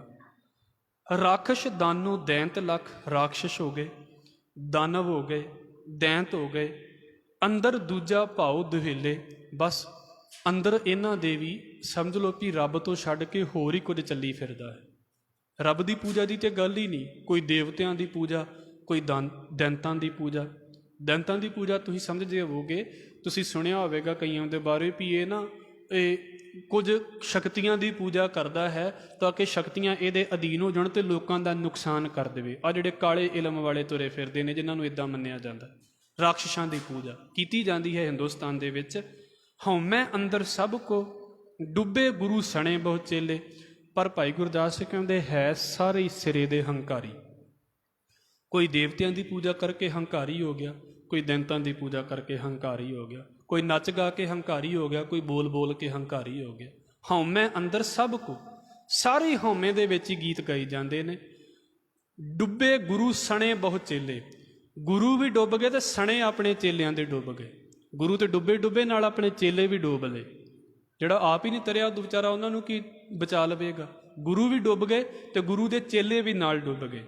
ਗੁਰਮੁਖ ਕੋਏ ਨਾ ਦਿਸਈ ਢੂੰਡੇ ਤੀਰਥ ਯਾਤਰੀ ਮੇਲੇ। ਤੇ ਕਹਿੰਦੇ ਨੇ ਵੀ ਭਾਈ ਗੁਰੂ ਨਾਨਕ ਸਾਹਿਬ ਸੱਚੇ ਪਾਤਸ਼ਾਹ ਨੇ ਵੇਖਿਆ ਵੀ ਕੋਈ ਇਹਨਾਂ ਤੀਰਥ ਸਥਾਨਾਂ ਦੇ ਉੱਤੇ ਕੋਈ ਗੁਰਮੁਖ ਵੀ ਨਜ਼ਰ ਆਉਂਦਾ ਹੈ। ਬਖਸ਼ ਲਵੇ ਸਤਿਗੁਰੂ, ਇਹਦਾ ਮਤਲਬ ਇਹ ਨਹੀਂ ਹੁੰਦਾ ਵੀ ਕੋਈ ਵੀ ਨਜ਼ਰ ਨਹੀਂ ਆਉਂਦਾ। ਪਰ ਜਦੋਂ ਅਸੀਂ ਕਹਿੰਦੇ ਨਾ ਵੀ ਸਾਰੇ ਹੀ ਬਿਮਾਰ ਹੋ ਗਏ, ਸਾਰੇ ਕਦੀ ਬਿਮਾਰ ਨਹੀਂ ਹੁੰਦੇ, ਪਰ ਮੈਜੋਰਿਟੀ ਬਿਮਾਰ ਹੁੰਦੀ ਹੈ। ਆਹ ਪ੍ਰੋਬਲਮ ਹੁੰਦੀ ਹੈ। ਤੀਰਥ ਸਥਾਨਾਂ ਦੇ ਉੱਤੇ ਸਾਰੇ ਨਿਕੰਮੇ ਲੋਕ ਨਹੀਂ ਹੁੰਦੇ, ਵਿੱਚ ਚੰਗੇ ਵੀ ਬਹੁਤ ਹੁੰਦੇ ਨੇ, ਪਰ ਮੈਜੋਰਿਟੀ ਦੇ ਵਿੱਚ ਇਹੋ ਹੀ ਹੁੰਦੇ ਨੇ। ਅਕਸਰ ਇਸ ਗੱਲ ਨੂੰ ਕਹਿੰਦੇ ਨੇ ਵੀ ਕਈ ਵਿਚਾਰੇ ਤੇ ਆਏ ਸ਼ਰਧਾ ਦੀ ਖਾਤਰ, ਤੇ ਕਈ ਉੱਥੇ ਵੀ ਚੱਪਲਾਂ ਚੁੱਕਣ ਹੀ ਆਉਂਦੇ ਨੇ, ਤੇ ਇਹ ਕੀ ਕਹੀਏ ਫਿਰ। ਇਸ ਕਰਕੇ ਇਹ ਫਰਕ ਹੈ ਵੀ ਕੌਣ ਕਿਹੜੀ ਭਾਵਨਾ ਦੇ ਨਾਲ ਗੁਰੂ ਘਰ ਦੇ ਵਿੱਚ ਆ ਗਿਆ। ਗੁਰਮੁਖ ਕੋਏ ਨਾ ਦਿਸਈ, ਭਾਈ ਗੁਰਦਾਸ ਸਾਹਿਬ ਕਹਿੰਦੇ ਵੀ ਰੱਬ ਦੇ ਨਾਮ ਵਾਲਾ ਤੇ ਕੋਈ ਦਿਸਦਾ ਹੀ ਨਹੀਂ। ਤੇ ਫਿਰ ਕੀ ਹੈ, ਢੂੰਡੇ ਤੀਰਥ ਯਾਤਰੀ ਮੇਲੇ। ਕਈ ਤੀਰਥ ਯਾਤਰੀ ਵੇਖੇ, ਕਈ ਇਹੋ ਜਿਹੇ ਲੋਕਾਂ ਨੂੰ ਪਰਖ ਕੇ ਵੇਖਿਆ, ਪਰ ਕਹਿੰਦੇ ਵੀ ਵਾਕਿਆ ਹੀ ਕੋਈ ਰੱਬ ਵਾਲਾ ਪਿਆਰਾ ਤੇ ਨਜ਼ਰ ਹੀ ਨਹੀਂ ਆਉਂਦਾ। ਔਰ ਇਹ ਬੜੇ ਦੁੱਖ ਜਿਹੇ ਦੇ ਨਾਲ ਕਹਿਣਾ ਪੈਂਦਾ ਜੇ, ਭੀੜਾਂ ਬਹੁਤ ਹੁੰਦੀਆਂ ਨੇ, ਰੱਬ ਦਾ ਪਿਆਰਾ ਕੋਈ ਵਿਰਲਾ ਹੀ ਇਹਨਾਂ ਥਾਵਾਂ ਦੇ ਉੱਤੇ ਨਜ਼ਰ ਆਉਂਦਾ। ਨਹੀਂ ਤੇ ਸਾਡੇ ਵਿੱਚ ਅਕਸਰ ਗੱਲ ਕਹੀ ਜਾਂਦੀ ਹੁੰਦੀ ਹੈ, ਮੈਨੂੰ ਕਹਿਣਾ ਨਹੀਂ ਚਾਹੀਦਾ ਪਰ ਮੈਂ ਕਹਿ ਦਿੰਦਾ ਹੁਣ ਫਿਰ ਵੀ ਬਹੁਤਿਆਂ ਨੂੰ ਇੰਝ ਹੀ ਲੱਗਦਾ ਵੀ ਅੱਜ ਲੰਗਰ ਦੇ ਵਿੱਚ ਕੀ ਬਣਦਾ। ਉਹਦੇ ਦਾ ਗਿਆਨੀ ਤਰਜੀਤ ਸਿੰਘ ਗੱਲ ਕਹਿੰਦੇ ਹੁੰਦੇ, ਮੈਂ ਉਹ ਗੱਲ ਕਹਿ ਕੇ ਤੇ ਫਿਰ ਸਮਾਪਤੀ ਕਰ ਦੇਵਾਂਗਾ। ਉਹ ਕਹਿੰਦੇ ਵੀ ਪ੍ਰਬੰਧਕ ਵੇਖਦੇ ਨੇ ਵੀ ਗੋਲਕ 'ਚ ਕੀ ਆਇਆ, ਤੇ ਪ੍ਰਚਾਰਕ ਵੇਖਦੇ ਨੇ ਲਿਫਾਫੇ 'ਚ ਕੀ ਆਇਆ, ਤੇ ਸੰਗਤ ਵੇਖਦੀ ਹੈ ਵੀ ਲੰਗਰ 'ਚ ਕੀ ਆਇਆ। ਬਸ ਆਹ ਫਰਕ ਹੈ। ਇੱਥੇ ਕਿ ਜੇ ਖੇਡ ਮੁੱਕ ਗਈ ਹੈ। ਮਾਫ਼ ਕਰਨਾ, ਨਾ ਤੇ ਮੈਂ ਕਿਸੇ ਲਈ ਲੰਗਰ ਲਾਉਣ ਵਾਲਾ ਹਾਂ, ਮੈਂ ਤਾਂ ਪ੍ਰਚਾਰਕ ਹਾਂ, ਮੇਰੀ ਆਪਣੀ ਗੱਲ ਵਿੱਚ ਹੀ ਆ ਗਈ ਹੈ। ਪਰ ਆਪਣੇ ਆਪ ਨੂੰ ਚੰਗੀ ਤਰ੍ਹਾਂ ਸੋਚ ਕੇ ਵੇਖੀਏ। ਇੱਥੇ ਲੰਗਰ ਦੀ ਤੁਸੀਂ ਮਸ਼ਹੂਰੀ ਕਰ ਦਿਓ, ਵੇਖ ਲਓ ਕਿੰਨੀ ਦੁਨੀਆ ਇਕੱਠੀ ਹੋ ਜਾਂਦੀ ਹੈ। ਲੰਗਰ ਨਾ ਹੋਵੇ ਫਿਰ ਰਹਿ ਗਏ ਨਾ ਉਹਨੇ 40-50 ਜਾਣੇ। ਆਹ ਫਰਕ ਹੈ। ਮੈਂ ਕਿਸੇ ਨੂੰ ਲੰਗਰ ਖਵਾਉਣ ਵਾਲਾ ਨਹੀਂ, ਤੁਸੀਂ ਸਾਰੇ ਜਾਣੇ ਚੰਗੇ ਜੇ, ਤੁਸੀਂ ਬਣਾਉਣ ਵਾਲੇ, ਤੁਸੀਂ ਖਵਾਉਣ ਵਾਲੇ, ਤੁਸੀਂ ਵਰਤਾਉਣ ਵਾਲੇ। ਮੈਂ ਕੌਣ ਕਿਸੇ ਨੂੰ ਕਹਿ ਦੇਵਾਂ। ਪਰ ਭਾਈ ਗੁਰਦਾਸ ਸਾਹਿਬ ਨੇ ਦੁੱਖ ਦੀ ਰਗ ਦੇ ਉੱਤੇ ਹੱਥ ਰੱਖਿਆ, ਤੇ ਗੱਲ ਵੀ ਸੱਚ ਹੈ। ਜਿੱਥੇ ਫਾਇਦਾ ਨਹੀਂ ਨਜ਼ਰ ਆਉਂਦਾ ਉੱਥੇ ਪ੍ਰਚਾਰ ਕਥਾ ਕਰਕੇ ਰਾਜੀ ਰਹੀ ਹੈ। ਦਾਤਾਰ ਕੀ ਕਹਿੰਦੇ ਨੇ, ਗੁਰਮੁਖ ਕੋਏ ਨਾ ਦਿਸਈ। ਉਹ ਰੱਬ ਵਾਲਾ ਤੇ ਬੰਦਾ ਕੋਈ ਨਜ਼ਰ ਹੀ ਨਹੀਂ ਆਉਂਦਾ। ਆਪਣੀਆਂ ਪੰਡਾਂ ਚੁੱਕੀ ਫਿਰਦੇ ਨੇ। ਤੁਹਾਡੀ ਕਿੰਨਵੀਂ ਯਾਤਰਾ ਹੈ? 20 ਸਾਲ ਹੋ ਗਏ ਲਗਾਤਾਰ ਆਉਂਦਿਆਂ ਨੂੰ। ਹੁਣ 20 ਸਾਲ ਹੋ ਗਏ ਨੇ ਤੇ ਬੈੱਡ ਸਪੈਸ਼ਲ ਚਾਹੀਦਾ ਉਹਨਾਂ ਨੂੰ ਵੀ ਅਸੀਂ 20 ਸਾਲ ਹੋ ਗਏ ਤੁਹਾਨੂੰ ਨਜ਼ਰ ਹੀ ਨਹੀਂ ਆਇਆ। ਉਹਨਾਂ ਨੂੰ ਕਮਰਾ ਵੀ ਵੱਖਰਾ ਚਾਹੀਦਾ, 20 ਸਾਲ ਆਉਂਦਿਆਂ ਨੂੰ ਹੋ ਗਏ ਨੇ ਨਾ। ਹੁਣ ਸਾਡੇ ਲਈ ਸਪੈਸ਼ਲ ਇੱਕ ਕਮਰਾ ਬਣਾ ਦਿੱਤਾ ਜਾਵੇ, ਸਾਡੀ ਥਾਂ ਪੱਕੀ ਕਰ ਦਿੱਤੀ ਜਾਵੇ ਵੀ 20 ਸਾਲ ਹੋ ਗਏ, ਸਾਡਾ ਇੱਥੇ ਸਟੈਂਪ ਲਾ ਦਿਓ। ਇੱਦਾਂ ਦੇ ਵੀ ਹੋ ਗਏ। ਰੱਬ ਵਾਲਾ ਕਿੱਥੇ ਨਜ਼ਰ ਆਉਂਦਾ ਹੈ? ਗੁਰਮੁਖ ਕੋਏ ਨਾ ਦਿਸਈ ਢੂੰਡੇ ਤੀਰਥ ਯਾਤਰੀ ਮੇਲੇ। ਡਿੱਠੇ ਹਿੰਦੂ ਤੁਰਕ ਸਭ। ਮੁਸਲਮਾਨ ਵੀ ਵੇਖ ਲਏ, ਹਿੰਦੂ ਵੀ ਵੇਖ ਲਏ, ਤੇ ਅੱਜ ਦੀ ਗੱਲ ਕਰ ਲਈਏ ਸਿੱਖ ਵੀ ਵੇਖ ਲਏ। ਡਿੱਠੇ ਹਿੰਦੂ ਤੁਰਕ ਸਭ ਪੀਰ ਪੈਗੰਬਰ ਕੌਮ ਕਤੇਲੇ।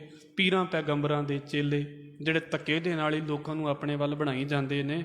ਅੰਧੀ ਅੰਧੇ ਖੂਹੇ ਠੇਲੇ। ਮਹਾਰਾਜ ਕਹਿੰਦੇ ਵੀ ਸਮਝ ਲਓ ਵੀ ਆਪ ਵੀ ਅੰਨੇ ਸੀ, ਤੇ ਅੰਨਿਆਂ ਦੇ ਕੋਲੋਂ ਕਿਸੇ ਨੇ ਰਾਹ ਪੁੱਛ ਲਿਆ, ਤੇ ਅੰਨਿਆਂ ਦੇ ਕੋਲੋਂ ਜਿਹਨੇ ਰਾਹ ਪੁੱਛਿਆ ਸੀ ਉਹ ਆਪ ਵੀ ਅੰਨਾ ਸੀ।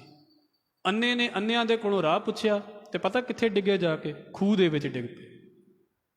ਕਿੱਡੀ ਕਮਾਲ ਦੀ ਗੱਲ ਹੋ ਗਈ ਨਾ ਵੀ ਦੁਨੀਆ ਉਹਨਾਂ ਦੇ ਕੋਲੋਂ ਰਾਹ ਪੁੱਛਦੀ ਜਿਨ੍ਹਾਂ ਨੂੰ ਆਪ ਹੀ ਨਜ਼ਰ ਨਹੀਂ ਆਉਂਦਾ। ਤੇ ਫਿਰ ਕੀ ਹੋਇਆ? ਆਪ ਵੀ ਡੁੱਬ ਗਏ, ਲੋਕਾਂ ਨੂੰ ਵੀ ਡੁੱਬ ਲਿਆ। ਜਿਨ੍ਹਾਂ ਦੇ ਅੰਦਰ ਆਪ ਹੀ ਪਿਆਰ ਨਹੀਂ, ਲੋਕਾਂ ਨੂੰ ਕੀ ਪਿਆਰ ਦੇ ਦੇਣਗੇ? ਜਿਨ੍ਹਾਂ ਦੇ ਅੰਦਰ ਆਪ ਹੀ ਸਮਝ ਨਹੀਂ ਵੀ ਇਕੱਠੇ ਹੋ ਕੇ ਬੈਠਣਾ ਚਾਹੀਦਾ ਹੈ, ਉਹ ਦੂਜਿਆਂ ਨੂੰ ਕੀ ਇਕੱਠੇ ਬਿਠਾ ਲੈਣਗੇ? ਇਸ ਕਰਕੇ ਭਾਈ ਗੁਰਦਾਸ ਸਾਹਿਬ ਕਹਿੰਦੇ ਬਾਬੇ ਨੇ ਹਾਲਤ ਵੇਖੀ ਤੀਰਥ ਸਥਾਨਾਂ ਦੀ ਵੀ ਇਹ ਕਰਦੇ ਕੀ ਫਿਰਦੇ ਨੇ, ਲੋਕਾਂ ਨੂੰ ਲੁੱਟਦੇ ਫਿਰਦੇ ਨੇ। ਤੇ ਫਿਰ ਨਾਲ ਕੀ ਹੈ? ਇੱਕ ਦੂਸਰੇ ਦੇ ਨਾਲ ਇੰਨੀ ਜ਼ਿਆਦਾ ਨਫ਼ਰਤ, ਤੇ ਲੋਕੀ ਕਰਮ ਕਾਂਡਾਂ 'ਚ ਲੱਗੇ ਪਏ ਨੇ। ਆਖਰੀ ਗੱਲ ਕਹਿ ਕੇ ਸਮਾਪਤੀ ਕਰ ਦੇਵਾਂਗਾ। ਤੁਸੀਂ ਵੀ ਇੱਕ ਚੀਜ਼ ਵੇਖੀ ਹੋਵੇਗੀ, ਮੈਂ ਕਿਸੇ ਵੀ ਧਾਰਮਿਕ ਸਥਾਨ ਨੂੰ ਬੁਰਾ ਨਹੀਂ ਮੰਨਦਾ। ਧਾਰਮਿਕ ਸਥਾਨ ਕਦੀ ਨਹੀਂ ਬੁਰੇ ਹੁੰਦੇ। ਉਹਦੇ ਵਿੱਚ ਬੈਠਣ ਵਾਲੇ ਸਾਡੇ ਵਰਗੇ ਹੁੰਦੇ ਨੇ ਵੀ ਅਸੀਂ ਕਿਹੜੀ ਇੰਟੈਂਸ਼ਨ ਦੇ ਨਾਲ ਬੈਠਦੇ। ਆਪ ਜੀ ਨੇ ਸ਼ਾਇਦ ਵੇਖਿਆ ਹੋਇਆ ਨਾ ਫੇਸਬੁੱਕ ਦੇ ਉੱਤੇ ਉਹ ਚੱਲਦੀ ਪਈ ਆ ਵੀ ਉਹ ਪਤਾ ਨਹੀਂ ਕਿਹੜੇ ਥਾਂ ਦੇ ਉੱਤੇ ਇੱਕ ਮੰਦਿਰ ਹੈ, ਮੈਂ ਲਫ਼ਜ਼ ਵਰਤਦਾ ਪਿਆ ਹਾਂ, ਵੀ ਮੰਦਿਰ ਦੇ ਪੁਜਾਰੀਆਂ ਨੇ ਨਾ ਲੱਡੂ ਟੇਢੇ ਕਰ ਕਰਕੇ ਸੁੱਟ ਦਿੱਤੇ। ਕਿਉਂ? ਕਿ ਲੋਕੀ ਪੈਸੇ ਨਹੀਂ ਚੜਾਉਂਦੇ, ਲੋਕੀ ਲੱਡੂ ਚੜਾ ਦਿੰਦੇ ਨੇ। ਹੁਣ ਕੀ ਕਰੀਏ ਫਿਰ? ਇੱਥੇ ਕੀ ਸੋਚ ਕੇ ਚੱਲਦੇ ਹਾਂ ਅਸੀਂ?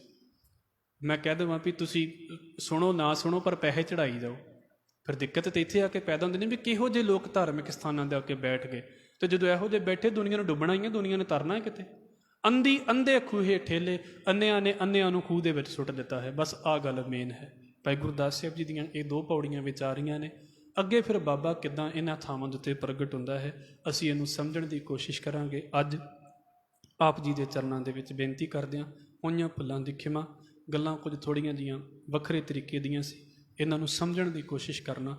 ਸਤਿਗੁਰੂ ਕਿਰਪਾ ਕਰਨ, ਫਤਿਹ ਦੇ ਨਾਲ ਸਾਂਝ ਪਾਓ ਜੀ। ਵਾਹਿਗੁਰੂ ਜੀ ਕਾ ਖਾਲਸਾ, ਵਾਹਿਗੁਰੂ ਜੀ ਕੀ ਫਤਿਹ। ਸਤਿਨਾਮ।